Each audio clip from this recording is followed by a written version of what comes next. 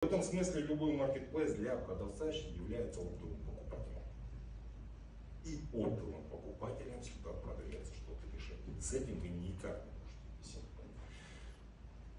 Вот. Через этот механизм на стороне продавца, это для него оптовый покупатель. Вот.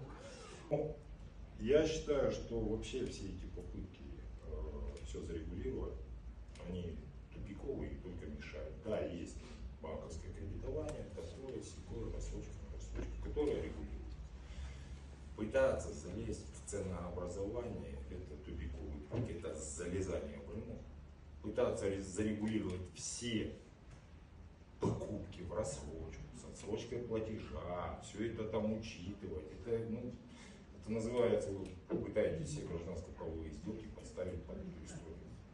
По сути, у вас на самом деле зарплата это тоже такая отсрочка платежа. Вот. Можно же и в квартальную оплату.